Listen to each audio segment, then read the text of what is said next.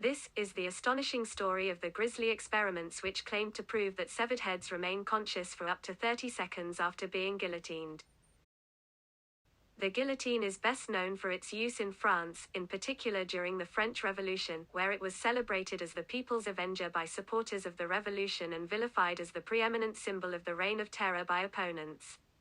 While the name guillotine dates from this period, similar devices had been in use elsewhere in Europe over several centuries.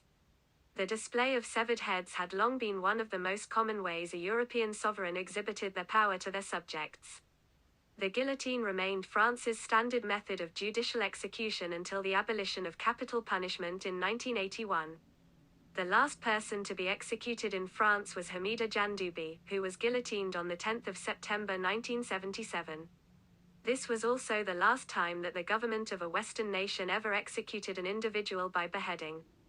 A guillotine is an apparatus designed for efficiently carrying out executions by beheading. The device consists of a tall, upright frame in which a weighted and angled blade is raised to the top and suspended. The condemned person is then secured with stocks at the bottom of the frame, positioning the neck directly below the blade. The blade is then released to quickly fall and forcefully decapitate the victim with a single, clean pass so that the head falls into a basket below. For a period of time after its invention, the guillotine was called a Louisette. However, it was later named after French physician and Freemason Dr. Joseph Ignace Guillotine, who proposed on the 10th of October 1789 the use of a device to carry out death penalties in France, as a less painful method of execution or as capital punishment instead of breaking wheel to Louis XVI of France. While he did not invent the guillotine, and in fact, opposed the death penalty, his name became an eponym for it. Ever since the guillotine's first use, there has been debate as to whether or not the guillotine provided as swift and painless a death as guillotine had hoped. With previous methods of execution that were intended to be painful, few expressed concern about the level of suffering that they inflicted. However, because the guillotine was invented specifically to be more humane, the issue of whether or not the condemned experiences pain has been seriously considered. Throughout the 19th and 20th century, French doctors investigated whether the freshly executed victims stayed alive in the moments following their death. One noted case involved murderer Charlotte Corday, who was publicly executed in 1793. According to reports at the time, Corday's severed head was lifted up by the executioner and slapped across the face.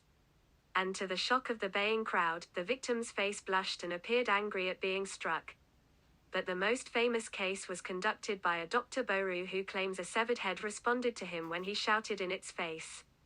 Beaurieux documented the experiment, conducted on June 28, 1905, with the body part of criminal Henry Languy in his medical journal. He wrote, "The head fell on the severed surface of the neck. I did not, therefore, have to take it up in my hands. I was able to note immediately after the decapitation, the eyelids and lips of the guillotined man worked in irregular rhythmic contractions for about 5 or 6 seconds.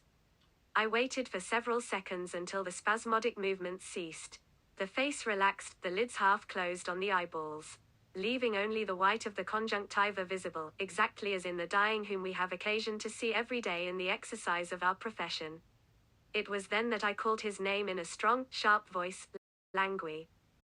I saw the eyelids slowly lift up, without any spasmodic contractions." Dr. Beaurieux compared the glare that Languy gave him with people awakened or torn from their thoughts.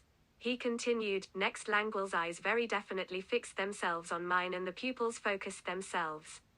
I was not, then, dealing with the sort of vague dull look without any expression, that can be observed any day in dying people to whom one speaks. I was dealing with undeniably living eyes which were looking at me." Beaurieux said he called out for a second time. And again Langwell's eyes fixed on his. He added, "The eyelids lifted and undeniably living eyes fixed themselves on mine with perhaps even more penetration than the first time." The doctor then called out a third time, but by this time, Languy was most certainly dead and did not respond. He said, "The whole thing had lasted 25 to 30 seconds. By the mid-20th century there was debate within France whether the guillotine was in fact as humane as its supporters claimed. In the 1950s, a government study concluded that death by guillotine is not instantaneous.